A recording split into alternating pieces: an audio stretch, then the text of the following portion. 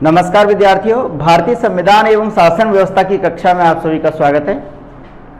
और हम इस भारतीय संविधान को क्रमशः पढ़ने का प्रयास कर रहे थे और इस संदर्भ में हमने पिछली कक्षा में देखा था छोटे राज्य बनाम बड़े राज्य, राज्य की अवधारणा, राज्यों का गठन किस तरह से होगा और फजल अली आयोग की अनुशंसाओं को अध्ययन करने का प्रयास किया था।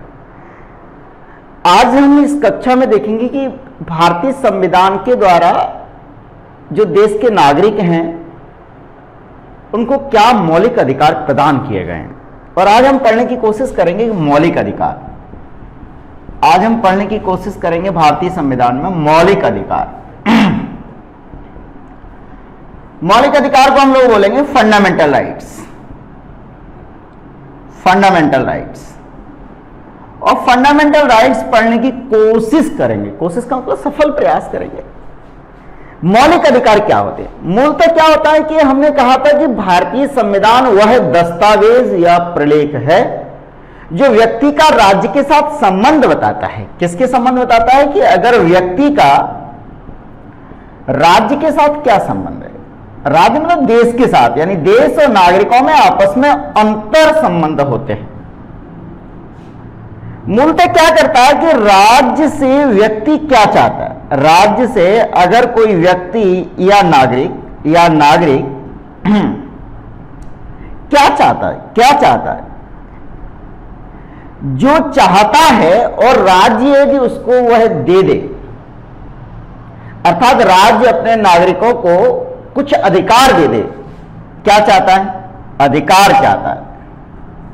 क्या चाहता है? अधिकार चाहता है। तो राज्य अपने नागरिकों को जो अधिकार देंगे उन अधिकारों को अपन बोलेंगे मौलिक अधिकार। बात समझ में आ रही है नहीं आ रही? मौलिक अधिकार क्या है? राज्य अपने नागरिकों को, यानी व्यक्ति को, हमको क्या चाहिए अपनी सरकार से? अधिकार चाहिए ना। तो हमारी सरकार हमको जो अधिकार प्रदान करेगी उसे बोलेंगे, अर्थात हमारा संविधान जो अधिकार प्रदान करेगा। मौलिक अधिकार किसके द्वारा प्रदान किए जाएंगे? संविधान के द्वारा। संविधान के द्वारा। बात ठीक है एकदम। राज्य से व्यक्ति को जो अधिकार, राज्य से व्यक्ति को जो मिल रहा है वो अधिकार है। अब हमको भी हमारे देश के प्रति कुछ संबंध है, हमारा भी, हमको भी कुछ करना चाहिए या नहीं करना चाहिए। यदि नागरिक अपने देश के प्रति कुछ करते हैं तो उसे क्या बोलेंगे अपन? कर्तव्य बोलेंगे।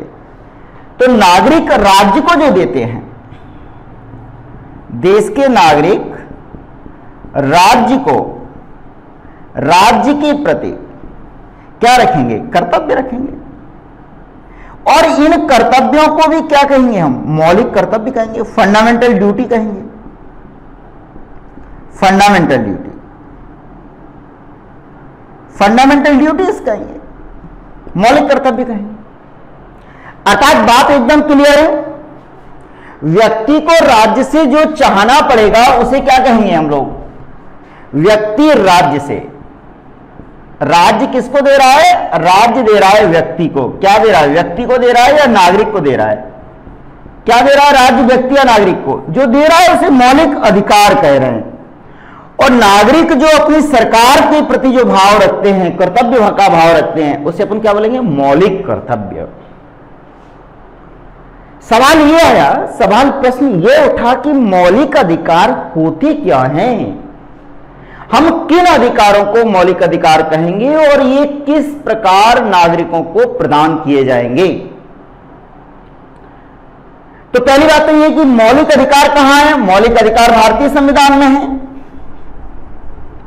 मौलिक अधिकार कहां है विद्यार्थियों? मौलिक अधिकार भारतीय संविधान में दिए गए। पहली बात तो यही है कि मौलिक अधिकार जो प्रदान किए गए हैं वो कहां प्रदान किए गए हैं? भारतीय संविधान में, फंडामेंटल राइट्स। तो अब ये किसके द्वारा मिलेंगे? बोले संविधान के द्वारा। किसके द्वारा? संविधान के द्वारा प्रदान किए जाएंगे। तो लोगों ने प्रश्न उठाया कि ये मौलिक अधिकार होते क्या हैं? What are the fundamental rights? संविधान में देखा इसकी परिभाषा। देखो भैया, मौलिक अधिकार किन्हें कहते हैं? संविधान में इसकी कहीं भी परिभाषा नहीं दी गई है, अर्थात संविधान में मौलिक अधिकारों को परिभाषित नहीं किया गया। पहली बात तो यह कि संविधान में मौलिक अधिकार परिभाषित नहीं है। संविधान में जो मौलिक अधिकार है, फंडामेंटल राइट्स हैं, मौलिक अधिकार हैं, वो परिभाषित नहीं है बेटा। क्या नहीं है? दीज आर नॉट डिफाइंड, परिभाषित नहीं। अब सवाल ये होता है, जब मौलिक अधिकार संविधान में परिभाषित नहीं है तो कहां जाएं, किसके पास जाएं? आप ही बताइए ना। अब संविधान की व्याख्या करने का अधिकार किसको विद्यार्थियों? सर्वोच्च न्यायालय को। सर्वोच्च न्यायालय ने मौलिक अधिकारों को परिभाषित करने का प्रयास किया और हमने सर्वोच्च न्यायालय से कहा, हे माननीय सर्वोच्च न्यायालय, आप ही बताओ, इस संविधान की व्याख्या करने का अधिकार आपको ही है, आप ही इसकी व्याख्या करते हो समय समय पर, आप ही बताओ मौलिक अधिकार क्या होते हैं। तो मौलिक अधिकारों को सर्वोच्च न्यायालय ने परिभाषित किया। सर्वोच्च न्यायालय ने मौलिक अधिकारों को परिभाषित किया। बहुत बढ़िया, मौलिक अधिकारों को परिभाषित किया। मौलिक अधिकारों को क्या किया भैया? परिभाषित किया। फंडामेंटल राइट्स को परिभाषित किया। यह बात समझने का प्रयास करना चाहिए। मौलिक अधिकार क्या अधिकार होते हैं? मौलिक अधिकार होते हैं, लोग करने रहते हैं आर्टिकल 14, आर्टिकल 15, आर्टिकल 18। क्या, क्यों रखेगा ये आर्टिकल्स? इन अनुच्छेदों का संविधान में समावेश क्यों किया गया है? तो मौलिक अधिकार क्या है? परिभाषित किया सर्वोच्च न्यायालय ने। और कब परिभाषित किया सर्वोच्च न्यायालय ने? सर्वोच्च न्यायालय ने मौलिक अधिकारों को गोलकनाथ बनाम पंजाब राज्य, कौन से विभाग में शामिल परिभाषित किया? गोलकनाथ बनाम पंजाब राज्य, बनाम पंजाब राज्य, पंजाब राज्य इस मामले में 1967 मौलिक अधिकारों को परिभाषित किया। मौलिक अधिकार संविधान में पहले थे, लेकिन मौलिक अधिकार तो संविधान में थे ही, आर्टिकल 14, 15, 16 जो भी हैं।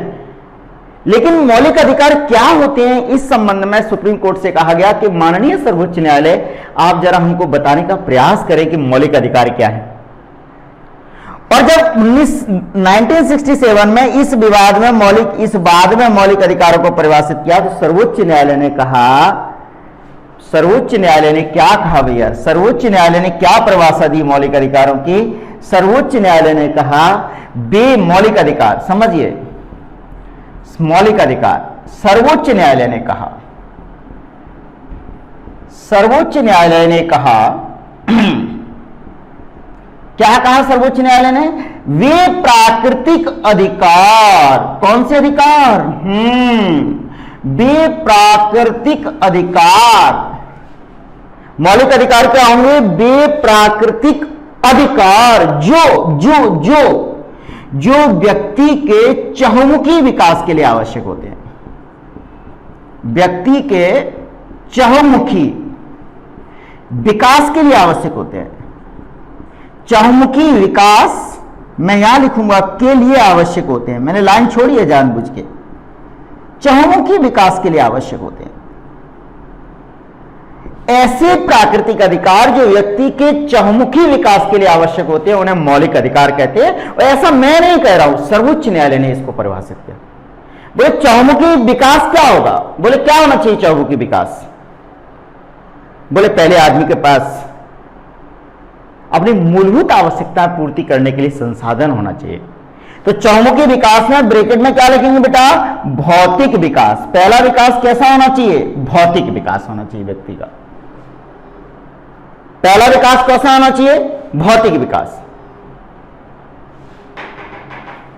पहला विकास भौतिक विकास।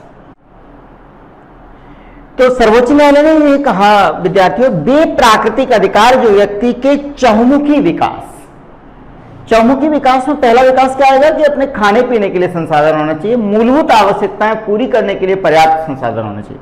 अर्थात पहला विकास कौन सा होना चाहिए? भौतिक विकास। कैसा विकास होना चाहिए? भौतिक विकास के लिए आवश्यक है। समझ रहे हैं ना? सर्वोच्च न्यायालय की परिभाषा संविधान में क्या कहा है मौलिक अधिकारों के बारे में? वे प्राकृतिक अधिकार जो व्यक्ति के क्या करें?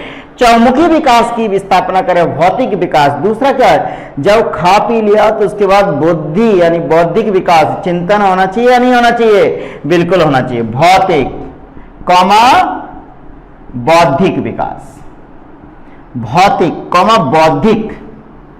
और कौन सा विकास होना चाहिए? बुद्धि तो अच्छी आ गई, लेकिन इस बुद्धि का उपयोग सही कामों में करना चाहिए या गलत कामों में करना चाहिए? निश्चित रूप से सही कामों में करना चाहिए। तो तीसरा विकास कौन सा होना चाहिए व्यक्ति का? नैतिक विकास। नैतिकता के, अपन एथिक्स के पेपरों में पढ़ते हैं, नैतिकता के प्रतिमान स्थापित करते हुए अपना विकास करना चाहिए, यानी शुभ की प्राप्ति के लिए कार्य करना चाहिए। ऐसा व्यवहार जो मानव के क्रियाओं को नियंत्रित करे, नियमित करे, रेगुलेट करे। नैतिक विकास भी होना चाहिए साथ में। भौतिक कॉमा बौद्धिक कॉमा नैतिक। नैतिक के बाद कुछ चिंतन विकसित करना चाहिए या नहीं करना चाहिए? कल्याणकारी समाज के लिए कुछ प्रयास करना चाहिए या नहीं करना चाहिए? बिल्कुल करना चाहिए। आध्यात्मिक विकास भी होना चाहिए। आध्यात्मिक विकास के लिए आवश्यक होते हैं, और सर्वोच्च न्यायालय ने यही कहा, आवश्यक होते हैं। तो सर्वोच्च न्यायालय ने मौलिक अधिकारों को परिभाषित किया गोलकनाथ बनाम पंजाब राज्य के मामले में 1967 में परिभाषित किया और कहा वे प्राकृतिक अधिकार जो व्यक्ति के चहुमुखी विकास के लिए भौतिक, बौद्धिक, नैतिक और आध्यात्मिक विकास के लिए आवश्यक होते हैं। स्पिरिचुअल डेवलपमेंट भी होना चाहिए। अर्थात वे सभी परिस्थितियां उपलब्ध कराना। मौलिक अधिकार का मतलब क्या होगा? अर्थात मौलिक अधिकार का मतलब क्या होगा? मौलिक अधिकार का मतलब क्या होगा? अर्थात मौलिक अधिकार का मतलब यह होगा मित्रों, अर्थात वे सभी परिस्थितियां उपलब्ध कराना, वे सभी परिस्थितियां उपलब्ध कराना,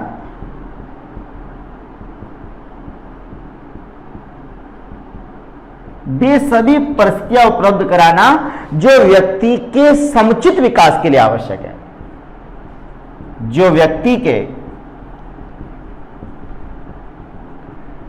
समुचित विकास के लिए आवश्यक है, समुचित विकास के लिए आवश्यक है, आवश्यक है। ये सारी परिस्थितियां, मौलिक अधिकारों का उद्देश्य क्या है? वे समस्त परिस्थितियों को उपलब्ध कराना जो व्यक्ति के समुचित विकास के लिए आवश्यक है। जैसे शिक्षा का अधिकार देना, शिक्षा का अधिकार बोलो होना चाहिए या नहीं होना चाहिए? बोलो भैया, पढ़ने का अधिकार, पढ़ेगा इंडिया तभी तो बढ़ेगा इंडिया। शिक्षा का अधिकार होना चाहिए। और काय का अधिकार होना चाहिए? सूचना का अधिकार भी होना चाहिए। इसी को भी समय समय पर परिभाषित किया, सूचना का अधिकार आधुनिक समाज की स्थापना के लिए। और क्या होना चाहिए? बोले पर्यावरण का, स्वच्छ पर्यावरण का अधिकार, स्वच्छ पर्यावरण का अधिकार। बोले वायु स्वच्छ होनी चाहिए या नहीं होनी चाहिए? बोलो ना भाई, इत्यादि एटसेट्रा। ये समस्त परिस्थितियां जो गरिमामय जीवन जीने के लिए आवश्यक होती हैं, वो समस्त परिस्थितियां यदि राज्य अपने नागरिकों को उपलब्ध कराता है तो कुछ अधिकार प्रदान करता है। उन अधिकारों को हम मौलिक अधिकार की संज्ञा देते हैं। और मौलिक अधिकार सर्वोच्च न्यायालय ने परिभाषित ही कर दिया बेटा, वे प्राकृतिक अधिकार जो व्यक्ति के चहुमुखी विकास के लिए आवश्यक है, भौतिक, बौद्धिक, नैतिक और आध्यात्मिक विकास के लिए आवश्यक है। कुछ और थोड़ी सी संकल्पना ये रहती है, 2-2, 3-3 नंबर के सवाल आ सकते हैं मध्य प्रदेश लोक सेवा आयोग में। कुछ है जैसे मौलिक अधिकार किसके द्वारा दिए जाते हैं? मौलिक अधिकार किसके द्वारा प्रदान किए जाते हैं? मौलिक अधिकार किसके द्वारा प्रदान किए जाते हैं? यहां पे दो चर्चा करना बिल्कुल आवश्यक है। मौलिक अधिकार किसके द्वारा प्रदान किए जाएंगे? मौलिक अधिकार पहली बात तो कौन देगा? संविधान के द्वारा प्रदान किए जाएंगे। किसके द्वारा? संविधान के द्वारा, संविधान के द्वारा प्रदान किए जाते हैं। बहुत बढ़िया। तो इनमें जो संशोधन होगा वो कौन करेगा? संविधान संशोधन के माध्यम से इनमें संशोधन हो सकता है। और जो इनमें संशोधन होगा वो कैसे बहुमत से होता है? विशेष बहुमत से। हमने देखा भी था मौलिक अधिकारों में संशोधन कौन से बहुमत से? विशेष बहुमत से। तो इनमें जो संशोधन होता है, इनमें जो संशोधन या परिवर्तन होता है, संशोधन होगा या परिवर्तन होगा, वो संविधान में विशेष बहुमत से। संविधान संशोधन करेंगे, संविधान संशोधन के माध्यम से। किसके माध्यम से भैया? संविधान संशोधन के माध्यम से परिवर्तन होगा। और कैसे बहुमत होगा? विशेष बहुमत से। कौन से बहुमत से परिवर्तन होगा? विशेष बहुमत से। स्पेशल मेजॉरिटी चाहिए संविधान संशोधन करने के लिए। साथ में एक दूसरे अधिकार होते हैं जिनके परिभाषा भी पूछ सकते हैं, विधिक अधिकार, लीगल राइट्स। विधिक अधिकार क्या होते हैं? विधिक अधिकार संसद या विधान मंडल के द्वारा नियम बना के, कानून बना के दिए जाते हैं। विधिक अधिकार कौन प्रदान करता है? संसद या विधान मंडल के द्वारा। संसद या विधान मंडल के द्वारा, विधान मंडल के द्वारा कानून बना के प्रदान किए जाते हैं। कानून बनाकर प्रदान किए जाते हैं, प्रदान किए जाते हैं। ध्यान से समझिए, ध्यान से समझिएगा। कानून बना के प्रदान किए जाते हैं। विधिक अधिकार कैसे प्रदान किए जाएंगे? संसद या विधान मंडल द्वारा। अपनी संसद एक कानून बनाई, जैसे संपत्ति का अधिकार। संपत्ति के अधिकार को मौलिक अधिकार से जैसे जैसे जैसे संपत्ति का अधिकार, संपत्ति का अधिकार अपना विधिक अधिकार है, लीगल राइट्स है। अब इस संपत्ति के अधिकार को, कि कोई व्यक्ति संपत्ति के अधिकार को कहां से निकाला हमने? मौलिक अधिकारों से निकाल के विधिक अधिकारों में डाल दिया। समझिए बात को। विधिक अधिकार कौन से अधिकार होंगे? जो संसद या विधान मंडल के द्वारा कानून बना के दिए जाएंगे। अगर किसी व्यक्ति को विधिक अधिकार प्राप्त नहीं होते हैं तो उसकी प्रक्रिया क्या होगी? क्या प्रक्रिया होगी उसकी? कि पहले व्यक्ति अधीनस्थ न्यायालय में जाएगा, फिर उच्च न्यायालय में जाएगा, फिर सर्वोच्च न्यायालय में जाएगा, यदि उसको अनुमति मिलती है तो अपील करने की। यदि विधिक अधिकारों के उल्लंघन पे कहां जाएगा व्यक्ति? समझिए बात को। विधिक अधिकारों का ये उल्लंघन होगा विद्यार्थियों, विधिक अधिकारों का उल्लंघन, विधिक अधिकारों का उल्लंघन होने की दिशा में पहले कहां जाएगा? पहले अधीनस्थ न्यायालय में जाएगा, अधीनस्थ न्यायालय में जाएगा। फिर कहां जाएगा? फिर उच्च न्यायालय में जाएगा इसके बाद। और फिर कहां जाएगा?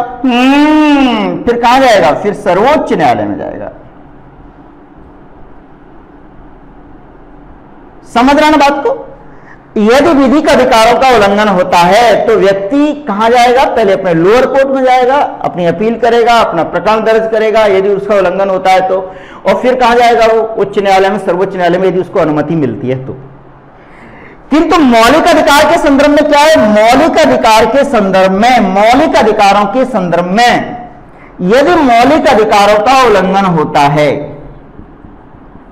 मौलिक अधिकारों का उल्लंघन होता है, आप लोग साथ में लिख भी सकते हैं अपनी कॉपी में, मौलिक अधिकारों का उल्लंघन होगा तो इस स्थिति में अधीनस्थ न्यायालय में जाना आवश्यक नहीं है। सीधा कहां जाएंगे अपन? सर्वोच्च न्यायालय में जा सकते हैं मौलिक अधिकारों के उल्लंघन के मामले में। और सर्वोच्च न्यायालय में कहां से? आर्टिकल 32 के तहत हम पढ़ेंगे मौलिक अधिकार में आर्टिकल 32। आर्टिकल 32 के तहत हम कहां जा सकते हैं? सीधे सर्वोच्च न्यायालय में, कि हमारे इस मौलिक अधिकार का उल्लंघन हो रहा है, हमको स्वतंत्रता का अधिकार नहीं मिल रहा है, इसलिए ये सर्वोच्च न्यायालय हमारी सुनो। और सर्वोच्च न्यायालय सीधी सुनवाई करेगा, डायरेक्ट सुनवाई कर सकता है। या हम उच्च न्यायालय में भी जा सकते हैं, उच्च न्यायालय में भी जा सकते हैं। और उच्च न्यायालय में जाएंगे तो किस आर्टिकल के तहत जाएंगे बेटा? 226। एमपीपीएससी में यही पूछ लेते हैं कि मौलिक अधिकारों के उल्लंघन पर सर्वोच्च न्यायालय में किस अनुच्छेद के तहत जाते हैं? आर्टिकल 32 के तहत। और उच्च न्यायालय में आर्टिकल 220। सर्वोच्च न्यायालय का मतलब सुप्रीम कोर्ट, एससी, और उच्च न्यायालय का मतलब क्या भैया? HC, high court. समझ रहे हैं ना बात को? Are you getting not? तो विधिक अधिकार और मौलिक अधिकारों में अंतर समझ गए। अगर अब अपने को विधिक अधिकारों में परिवर्तन करना है तो परिवर्तन की प्रक्रिया क्या होगी? सामान्य प्रक्रिया के माध्यम से परिवर्तन कर सकते हैं। यहां पर साधारण बहुमत से, सामान्य प्रक्रिया, सामान्य प्रक्रिया या साधारण बहुमत से परिवर्तन कर सकते हैं। साधारण बहुमत से परिवर्तन कर सकते हैं। जबकि मौलिक अधिकारों में परिवर्तन विशेष बहुमत से ही होगा। जब आपको संविधान संशोधन करना पड़ेगा। विशेष बहुमत से आप कर सकते हैं परिवर्तन, किंतु वही पुरानी बात आ जाएगी, संविधान की किसी भी भाग में संशोधन तो कर सकते हैं किंतु संविधान के मौलिक ढांचे में परिवर्तन नहीं कर सकते। विशेष बहुमत से परिवर्तन करेंगे किंतु किंतु किंतु किंतु मौलिक ढांचे में परिवर्तन नहीं, मौलिक ढांचे में परिवर्तन नहीं कर सकते, परिवर्तन नहीं कर सकते विद्यार्थियों, मौलिक ढांचों में परिवर्तन नहीं कर सकते। बात एकदम स्पष्ट है, एकदम क्लियर है। मौलिक अधिकार और विधिक, संविधान में जो दिए गए हैं मौलिक अधिकार उनको पढ़ने की कोशिश करेंगे हम लोग। विधिक अधिकार संसद या विधानमंडल के द्वारा संपत्ति का अधिकार है एक्सेट्रा। तो हम अगर अंतर लिखने को आता है परीक्षा में कि मौलिक अधिकार और विधिक अधिकारों में अंतर लिखें, आप लिख लीजिए, प्रश्न लिख लीजिए, मौलिक अधिकार और विधिक अधिकारों में अंतर लिखो। मौलिक अधिकार, मौलिक अधिकार व विधिक अधिकार में अंतर लिखो, विधिक अधिकार में अंतर लिखो। विधिक अधिकार में क्या लिखेंगे भैया? अंतर लिखो। एक सवाल है आपका, लिखेंगे आप, प्रैक्टिस कर लेंगे, लॉकडाउन के पीरियड में आप लोग प्रैक्टिस कर लेंगे, स्पष्ट है। कुछ और अधिकार जो प्रदान किए जाते हैं मानव जीवन में, उनकी भी थोड़ी चर्चा कर लेंगे और फिर उसके बाद अपन मौलिक अधिकारों पर चलेंगे।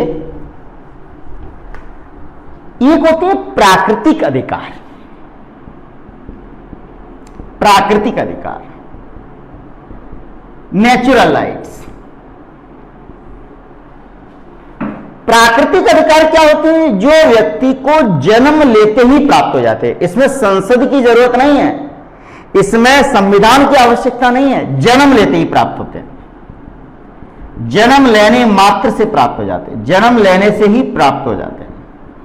जैसे ही व्यक्ति ने जन्म लिया उसको प्राकृतिक अधिकार मिल गए, प्राप्त हो जाते भैया। और राज्य जो होता है, सरकार जो होती है, शासन व्यवस्था होती है, वो इन अधिकारों की रक्षा करने के लिए होती है। राज्य का दायित्व क्या होता है? राज्य का दायित्व प्राकृतिक अधिकारों की रक्षा है। राज्य का जो दायित्व होता है वो क्या होता है भैया? प्राकृतिक अधिकारों की रक्षा करने का होता है। प्राकृतिक अधिकारों की रक्षा का दायित्व होता है राज्य का, रक्षा का दायित्व होता है। इसलिए सरकार होती है, सरकार इन अधिकारों की काय के लिए? रक्षा के लिए। काय के लिए बनी होती है? रक्षा के लिए। जॉन लॉक ने कहा कितने प्राकृतिक अधिकार होते हैं? जॉन लॉक के अनुसार, जॉन लॉक ने कहा प्राकृतिक अधिकार होते हैं आल। आल का मतलब क्या होगा? आल माने एसेट्स, एसेट्स अर्थात संपत्ति का अधिकार, ये प्राकृतिक अधिकार माना जाता है। कई देश की सरकारें इसे विधिक अधिकार बना देंगी, लेकिन प्रकृति से संपत्ति का अधिकार। इस एल का मतलब क्या होगा? लाइफ, यानी जीने का अधिकार। व्यक्ति ने जन्म ले लिया तो अब हम उसकी विधि द्वारा स्थापित प्रक्रिया से ही उसको अपने प्राण व देह स्वतंत्रता से वंचित कर सकते हैं। एक निश्चित प्रक्रिया होनी चाहिए, हम किसी का जीवन लेने के अधिकारी नहीं हैं। और तीसरा होता है, तीसरे एल का मतलब क्या होगा बेटा? लिबर्टी। क्या होगा? लिबर्टी, यानी स्वतंत्रता का अधिकार, स्वतंत्रता का अधिकार। बात समझ रहे हैं? ये इन तीन अधिकारों को हम प्राकृतिक अधिकार बोलते हैं। जॉन लॉक के अनुसार प्राकृतिक अधिकार कौन से होगा? आलो, एसेट्स, लाइफ और लिबर्टी। और ये प्राकृतिक अधिकार क्या होती है? व्यक्ति को जन्म लेने से ही प्राप्त हो जाते हैं। कैसे प्राप्त हो जाते हैं? जन्म लेते ही प्राप्त हो जाते हैं। और राज्य जो होता है, सरकारें जो होती हैं, उन अधिकारों की रक्षा के लिए प्रयास करती हैं, उन अधिकारों की रक्षा के लिए प्रयास करती है। बात क्लियर हो गई? एक अन्य तरह के अधिकार है जो किसी देश की सीमा से बंधे नहीं होते हैं। वो अधिकार क्या होते हैं भैया? मानव अधिकार। कौन से अधिकार? ह्यूमन राइट्स, मानवाधिकार। हम लोग कहते हैं ना कि इस मानव अधिकारों का हनन नहीं करो। बेसिकली ह्यूमन राइट्स होते क्या है? मानव अधिकार। मानव अधिकार क्यों मिलते हैं, क्यों मिले हैं, कहां से मिले हैं? वे अधिकार जो व्यक्ति को किसी देश की सीमा में नहीं बांधते कि भारत में यह अधिकार होगा तो अमेरिका में नहीं होगा, चाइना में नहीं होगा, पाकिस्तान में नहीं होगा, बोले पूरी देश काल की सीमा से परे, देश काल की सीमाओं का अतिक्रमण करते हुए वे अधिकार जो व्यक्ति के मनुष्य होने के नाते प्राप्त होते हैं, वे अधिकार जो व्यक्ति को मनुष्य होने के नाते प्राप्त होते हैं। बेटा मनुष्य है तो उसे मानव अधिकार हैं, उसके नाते प्राप्त होते हैं। वे अधिकार जो व्यक्ति को मनुष्य होने के नाते प्राप्त होते हैं। और यदि हमारे मौलिक अधिकार समाप्त भी हो जाते हैं, मान लीजिए देश की सरकार मौलिक अधिकारों को समाप्त कर दे, उसमें संशोधन कर दे, या भारत में जो मौलिक अधिकार दिए गए वो पाकिस्तान में वो मौलिक अधिकार हमको प्राप्त ना हो, तब भी हमारे मानव अधिकार बने रहते हैं। यदि मौलिक अधिकार हम लोग लिखने की भी कोशिश करेंगे, 3 नंबर का एग्जाम में आता है, यदि मौलिक अधिकार समाप्त भी हो जाते हैं, क्या हो जाते हैं, समाप्त भी हो जाते हैं, तब भी मानव अधिकार बने रहते हैं, तब भी मानव अधिकार बने रहते हैं। बोलो भैया, बने रहते हैं, मनुष्य होने के नाते प्राप्त होते हैं। उन अधिकारों को हम क्या बोलेंगे, मानव अधिकार। और मानव अधिकार कैसी अवधारणा है, एक व्यापक अवधारणा है जो किसी देश विशेष से बंधी हुई है या संपूर्ण पृथ्वी से, बोले संपूर्ण पृथ्वी से। यानी मानव अधिकार कैसी अवधारणा है मित्रों, मानव अधिकार एक व्यापक अवधारणा है। मानव अधिकार व्यापक अवधारणा है, पहली बात तो समझिए, ये व्यापक अवधारणा है मानव अधिकार, और इसलिए इसका दायरा विस्तृत होता चला जा रहा है, दायरा विस्तृत होता जाता है, होता जाता है। अभी हाल ही के वर्षों में स्वच्छ पेयजल पीने का अधिकार जो है वो भी मानव अधिकार में सम्मिलित कर दिया है। बोले स्वच्छ पेयजल, यानी मानव अधिकार दायरा जितना व्यापक होगा तो संपूर्ण पृथ्वी पर सबको एक जैसे अधिकार मिलेंगे या नहीं मिलेंगे, बोलिए ना भाई। स्वच्छ पेय, जैसे अभी हाल ही में क्या किया है, स्वच्छ पेयजल पीने का अधिकार जो है, पीने का अधिकार मानव अधिकार बना दिया है। मानव अधिकार उस समय मानव अधिकार बना दिया है।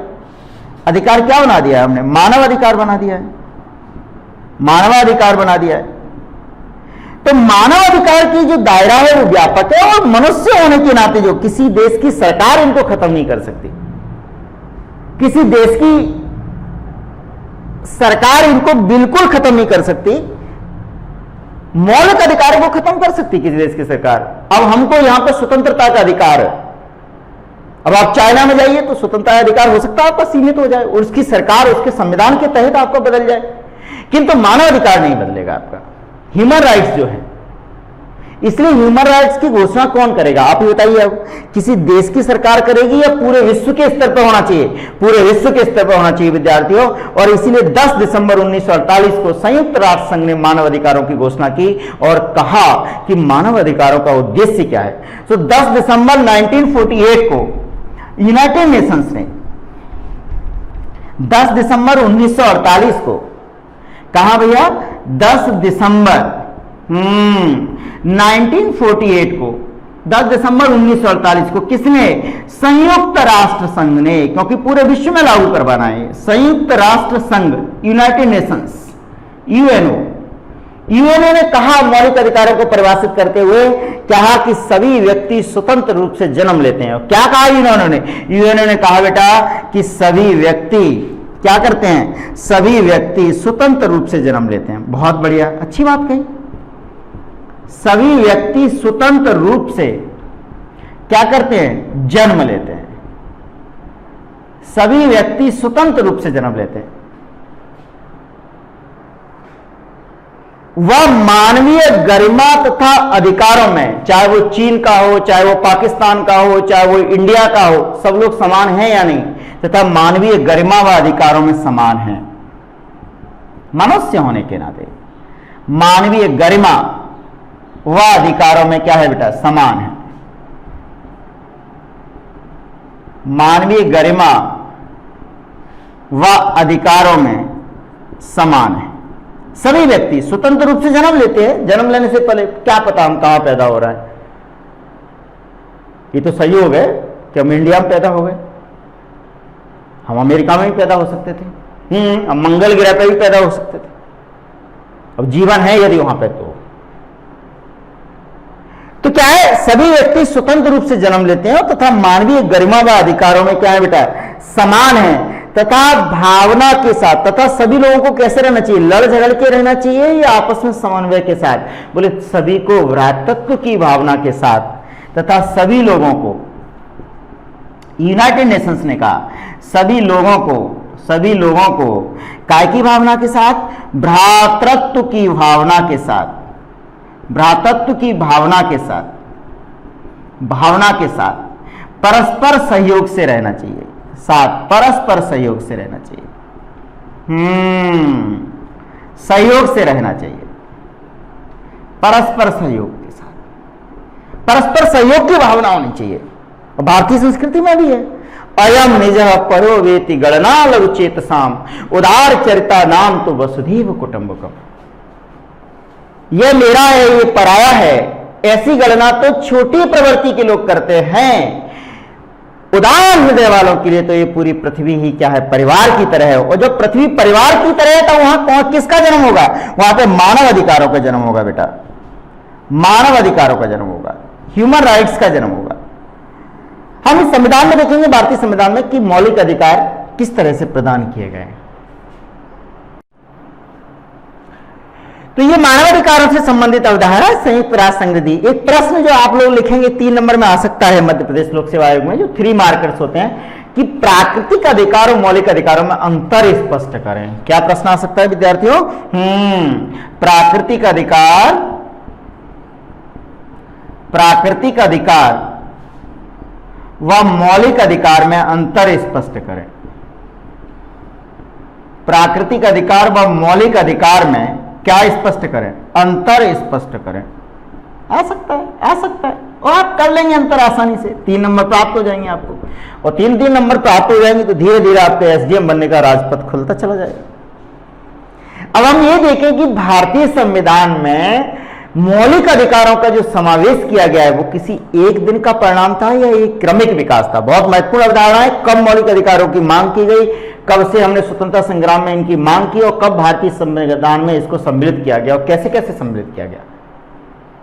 तो मौलिक अधिकारों का जो विकास क्रम है, मौलिक अधिकारों की जो मांग है, उसको देखने की हम लोग कोशिश करते हैं विद्यार्थियों।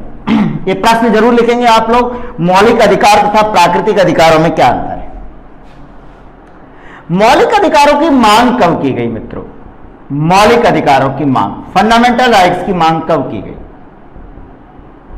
मौलिक अधिकारों की मांग कब की गई? कब की गई? नंबर 1, पहला विकास क्रम का, मोस्ट इंपोर्टेंट, यूपीएससी के लिए बहुत महत्वपूर्ण, पूछ लेते हैं कि मौलिक अधिकारों की मांग कब की गई थी। समझिए बात को, कब की गई, कब नहीं की गई, विशेष महत्वपूर्ण अवधारणा। कांग्रेस का अधिवेशन हुआ, पूना अधिवेशन, कांग्रेस का अधिवेशन, कांग्रेस अधिवेशन,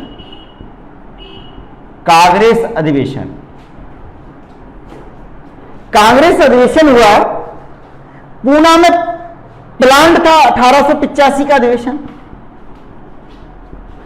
लेकिन पूना में प्लेग फैल गया जिसकी वजह से नहीं हो पाया और बंबई में अधिवेशन हुआ। पूना में होना था किंतु प्लेग के कारण नहीं हुआ। आप लोग आधुनिक भारत के इतिहास में बहुत अच्छे से पढ़ते होंगे। प्लेग के कारण महामारी फैल गई, नहीं हुआ, लेकिन पूना में नहीं हुआ, लेकिन कहां हुआ? ये कांग्रेस का अधिवेशन बेटा बंबई में हुआ। कहां हुआ ये अधिवेशन? बंबई में। बंबई में अधिवेशन हुआ 1885 में, कांग्रेस का अधिवेशन हुआ। कांग्रेस की ये कहना चाहिए स्थापना ही हुई और इसमें अध्यक्ष कौन थे? डब्ल्यूसी बनर्जी। इसकी अध्यक्षता किसने की भैया? इसकी अध्यक्षता की डब्ल्यूसी बनर्जी ने, अध्यक्षता बनर्जी। और श्री बनर्जी द्वारा मौलिक अधिकारों की मांग की गई। पहली मांग कब की गई? ध्यान रखिएगा, स्वतंत्रता संग्राम तो हम लोग बहुत पहले से लड़ रहे थे, 1857 से ही लड़ रहे थे। 1857 की क्रांति हुई, उससे पहले मंगल पांडे जी शहीद हुए। लेकिन जो व्यवस्थित क्रम में एक संगठन के स्तर पर जो हमने लड़ना शुरू किया, 1885 में कांग्रेस की स्थापना हुई, जिसकी जो अधिवेशन हुआ, बंबई में जो अधिवेशन हुआ, उसकी अध्यक्षता WC बनर्जी के द्वारा की गई और उन बनर्जी के द्वारा मौलिक अधिकारों की मांग की गई। और ये मौलिक अधिकारों की मांग का सिलसिला शुरू हो गया। बोले नागरिक को समुचित विकास के लिए, व्यक्ति को समुचित विकास के लिए कुछ अधिकार चाहिए, कुछ राइट्स चाहिए, जिसकी वजह से उसका विकास हो सकता है। उसके बाद क्या हुआ, दूसरे नंबर पर उसके बाद क्या हुआ, कांग्रेस अधिवेशन के बाद होम रूल आंदोलन चला। होम रूल आंदोलन 1915, श्रीमती एनी बेसेंट, आप लोग जानते ही हैं, इतिहास में पढ़े हैं, श्रीमती एनी बेसेंट के माध्यम से, और यहां भी अधिकारों की मांग की गई, मौलिक अधिकारों की मांग की गई। ध्यान रखिएगा, एनी बेसेंट द्वारा मौलिक अधिकारों की 1915 में होम रूल आंदोलन चला, और होम रूल आंदोलन के समय श्रीमती एनी बेसेंट द्वारा मांग की गई, काय की मांग की गई, बोले मौलिक अधिकारों की। काय की मांग की गई, बोले मौलिक अधिकारों की मांग की गई। समझिए, धीरे धीरे जब हमने डिमांड किया तो समझिए, जो हमारा जो संविधान में मौलिक अधिकारों का समावेश है, वो कोई रातों रात हुआ समावेश नहीं है, यह एक क्रमिक विकास है। इसके पश्चात क्या हुआ मित्रों, मौलिक अधिकारों की डिमांड में इसके पश्चात क्या हुआ, 1915 होम रूल आंदोलन समाप्त हो गया। उसके पश्चात क्या हुआ, कॉमनवेल्थ ऑफ इंडिया बिल आया। Commonwealth of India bill, Commonwealth of India bill, ध्यान दीजिएगा, कॉमनवेल्थ ऑफ इंडिया बिल आया। और यह बिल जो कॉमनवेल्थ ऑफ इंडिया बिल आया, ये स्वराज दल के द्वारा लाया गया था। स्वराज पार्टी का गठन स्वराज दल के द्वारा लाया गया। स्वराज पार्टी का गठन कब हुआ, अगर आप आधुनिक भारत का इतिहास पढ़ रहे हैं तो 1924, 1924 असहयोग आंदोलन के बाद। 1925 में यह बिल आया, 1925 में, और इस बिल में मौलिक अधिकारों की चर्चा की गई। ध्यान रखिएगा, मौलिक अधिकारों की इस बिल में क्या की गई, मौलिक अधिकारों की चर्चा की गई, केवल चर्चा की गई, मांग नहीं की गई। क्या की गई, 1925 में कॉमनवेल्थ ऑफ इंडिया बिल आया। कौन लेके आया, स्वराज पार्टी, मोतीलाल नेहरू, चित्तरंजन दास, इन लोगों ने स्वराज पार्टी का जो गठन किया, स्वराज दल के द्वारा कॉमनवेल्थ ऑफ इंडिया बिल आया। उस बिल में 1925 में मौलिक अधिकारों पर चर्चा की गई, मांग नहीं की गई, केवल चर्चा की गई। देखिए, धीरे धीरे मौलिक अधिकारों की लेकिन शासन किसका था मित्रों, शासन था अंग्रेजों का। तो क्या वो बात मानने वाले थे, क्या वो हमें अधिकार देने वाले थे, नहीं ना। यद्यपि हमको परिणाम पता था कि इतनी आसानी से अधिकार नहीं मिलेंगे, लेकिन फिर भी हम इस यात्रा को आगे बढ़ाते रहे। इसके बाद क्या हुआ, मद्रास अधिवेशन हुआ कांग्रेस का, मद्रास अधिवेशन, ध्यान दीजिएगा, मद्रास अधिवेशन, मद्रास अधिवेशन 1927, अध्यक्षता की अंसारी जी ने, अध्यक्षता अंसारी जी ने, अंसारी जी ने अध्यक्षता की। और इसमें भी मौलिक अधिकारों के संबंध में क्या किया गया बेटा, चर्चा की गई। ध्यान दीजिए, मौलिक अधिकारों की चर्चा की गई यहां भी, कि इस अधिवेशन में कि हमको मौलिक अधिकार मिलने चाहिए, नहीं मिलने चाहिए, कौन से मिलने चाहिए अधिकार, किस तरह के अधिकार होने चाहिए, इनका समावेश कैसे हो, भारतीय नागरिकों को प्राप्त कैसे हो, इस संबंध में चर्चा की गई मद्रास अधिवेशन में 1927 में। और अध्यक्षता की अंसारी जी ने। 1927 के बाद आप जानते हैं, आधुनिक भारत का इतिहास सभी बच्चे बहुत अच्छे से पढ़ते हैं जो लोक सेवा की तैयारी करते हैं। 1928 मोतीलाल नेहरू रिपोर्ट आ गई बेटा, नेहरू रिपोर्ट। 1928 मोतीलाल नेहरू रिपोर्ट। और नेहरू रिपोर्ट में मांग की गई, क्या की गई? मौलिक अधिकारों की मांग की गई। ध्यान से समझने की कोशिश करेंगे। मौलिक अधिकारों की नेहरू रिपोर्ट में मांग की गई कि हमको मौलिक अधिकार मिलना चाहिए। और नेहरू का मतलब जवाहरलाल नेहरू नहीं, कौन से नेहरू? मोतीलाल नेहरू, जवाहरलाल नेहरू जी के पिताजी, आदरणीय पिताजी श्री मोतीलाल नेहरू जी। और मोतीलाल नेहरू रिपोर्ट में क्या कहा गया? 1928 में जो प्रकाशित हुई आई और उसमें मौलिक अधिकारों के संबंध में मांग की गई कि हमको मौलिक अधिकार चाहिए। उसके बाद कहा जाएंगे, धीरे धीरे समझिए, गांधी जी द्वितीय गोलमेज सम्मेलन में भाग लेने के लिए ब्रिटेन गए और द्वितीय गोलमेज सम्मेलन, सिक्किम राउंड टेबल कॉन्फ्रेंस, द्वितीय गोलमेज सम्मेलन, द्वितीय गोलमेज सम्मेलन मतलब कब हुआ? 1931। कौन गया? गांधी जी। तो गांधी जी द्वारा क्या किया गया? मौलिक अधिकारों की मांग की गई। बोलो भैया, धीरे धीरे हम मांग रहे थे, आप समझते हैं, मौलिक अधिकारों की मांग की गई गांधी जी के द्वारा 1931 में द्वितीय गोलमेज सम्मेलन में गांधी जी भाग लेने ब्रिटेन गए। उन्होंने मौलिक अधिकारों की क्या की? मांग की। 1931 में मिले क्या मौलिक अधिकार? नहीं मिले। आपको ये आश्चर्य होगा ये जान के, आपको ये अत्यंत आश्चर्य होगा ये जान के। क्या जान के आश्चर्य होगा? कि 1935 के भारत शासन अधिनियम, भारत शासन अधिनियम 1935, 1935 में जो भारत शासन अधिनियम आया, इस अधिनियम में मौलिक अधिकारों के संबंध में कोई चर्चा नहीं की गई। मांग तो दूर की बात थी, मौलिक अधिकारों के संबंध में कोई चर्चा नहीं की गई।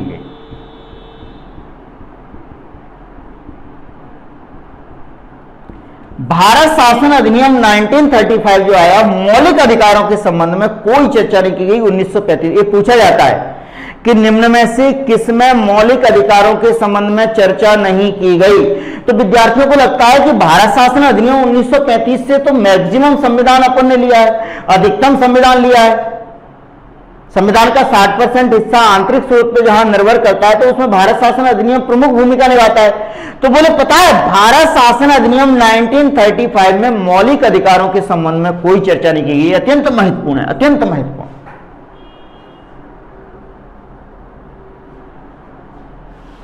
इसके बाद 1935 के बाद धीरे धीरे भारत स्वतंत्रता के तरफ अग्रसर हो रहा था। भारतीय जनमानस में स्वतंत्रता की आकांक्षाएं प्रस्फुटित हो रही थी।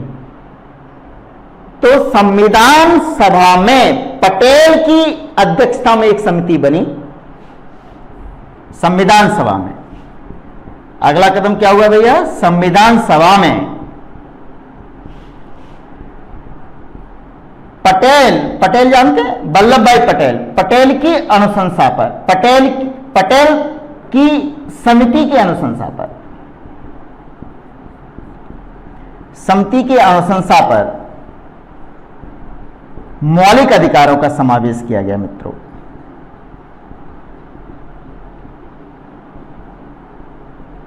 मौलिक अधिकारों का संविधान में समावेश किया गया।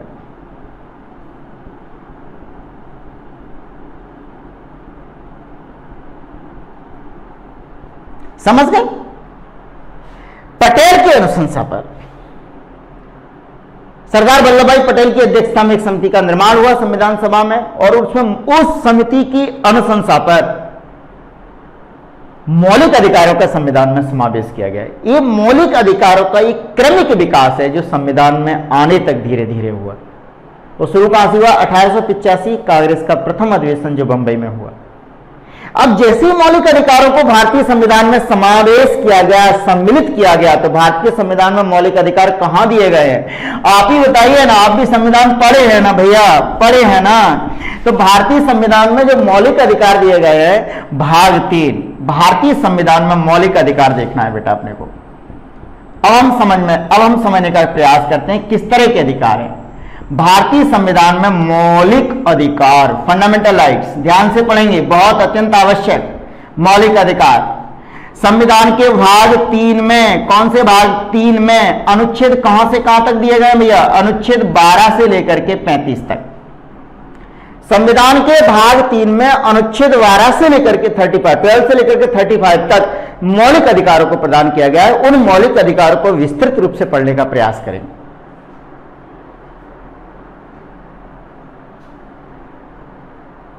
बात समझ रहे हैं या नहीं? अनुच्छेद 12 में जहां राज्य को परिभाषित करने का प्रयास किया है, अनुच्छेद 12 में किसकी परिभाषा दी है? जहां राज्य को परिभाषित किया है कि राज्य क्या है। 12वां संविधान में जो राज्य आता है वो क्या है? अनुच्छेद 12 में राज्य को परिभाषित करने का प्रयास किया है, राज्य को परिभाषित किया है। कुल कैटेगरी बनाइए, इनकी श्रेणी बनाइए कि किस तरह के अधिकार है, किस तरह के मौलिक अधिकार है, वो किन किन अनुच्छेद में दिए गए हैं। तो 44वें संविधान संशोधन 1978 से पूर्व, 44वें संविधान संशोधन, 44वां संविधान संशोधन कब हुआ बेटा? 1978 से पहले 7 प्रकार के मौलिक अधिकार थे, 7 प्रकार के मौलिक अधिकार थे। और वर्तमान में कितने तरह के अधिकार है? वर्तमान में 6 प्रकार के अधिकार है। 6 श्रेणियों में 6 प्रकार के मौलिक अधिकार है बेटा। वर्तमान में 6 प्रकार के मौलिक अधिकारों का समावेश किया गया है। अर्थात क्या किया गया? 44वें संविधान संशोधन से हमने संपत्ति के अधिकार को, अभी अपन ने पढ़ा था, संपत्ति के अधिकार को, ध्यान रखिए, कौन से अधिकार को? संपत्ति के अधिकार को मौलिक अधिकार से हटा के, कौन से अधिकार से हटा के विद्यार्थियों? मौलिक अधिकार से हटा के कहां डाल दिया? कहां? इसको विधिक अधिकार में पहुंचा दिया। कौन से अधिकार में? लीगल राइट्स में डाल दिया।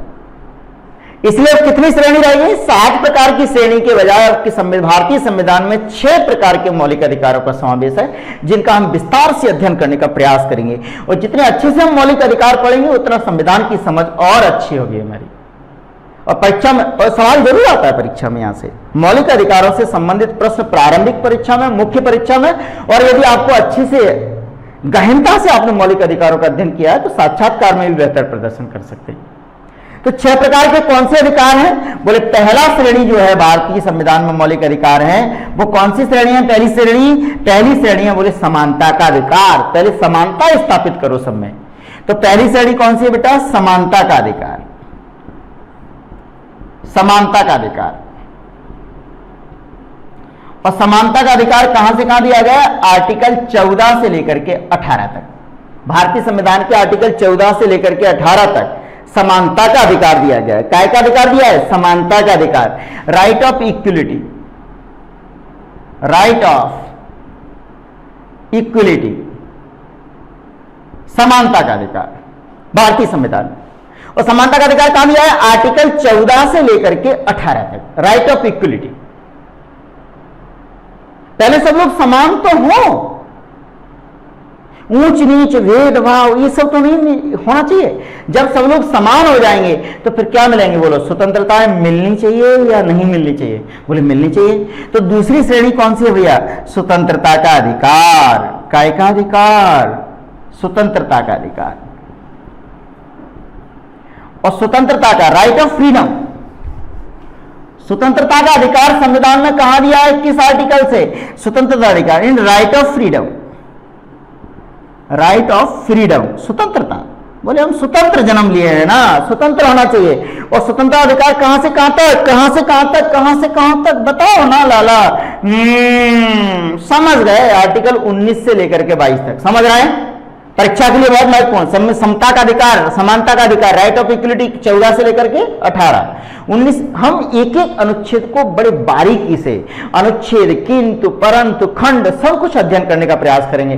वर्तमान में क्या स्थिति है यह भी देखने की कोशिश करेंगे और यह भी देखने का प्रयास करेंगे, क्या देखने का प्रयास करेंगे कि वर्तमान में सर्वोच्च न्यायालय ने इसकी व्याख्या, इसका एक्सटेंशन, इसका विस्तार किस तरह से किया। जैसे कि आर्टिकल 21 का विस्तार सर्वोच्च न्यायालय समय समय पर करता रहता है। हमारे पास स्वतंत्रता आ गई, अब समानता भी है लेकिन स्वतंत्रता भी है। स्वतंत्रताएं तब तक सार्थक नहीं है जब तक समाज में शोषण होता रहे। तो शोषण रुकना चाहिए या नहीं रुकना चाहिए? बिल्कुल रुकना चाहिए। महिलाओं का, बालकों का, किसी भी समाज में किसी भी तबके का शोषण नहीं होना चाहिए। तो तीसरे तरह की श्रेणी क्या है बेटा? शोषण के विरुद्ध अधिकार। शोषण के विरुद्ध अधिकार, किसी भी मानव का मानव के द्वारा शोषण नहीं होगा। शोषण के विरुद्ध अधिकार, right against exploitation, right against exploitation, against शोषण के विरुद्ध अधिकार, एक्सप्लॉयटेशन। और शोषण के विरुद्ध अधिकार कहां से कहां तक बेटा? आर्टिकल 23 और 24 में। आर्टिकल 23 और 24 में दिया गया है कि किस तरह से हम शोषण के विरुद्ध लड़ेंगे और शोषण के अधिकार को समाप्त करेंगे। बोलो ना भाई, हाँ या ना?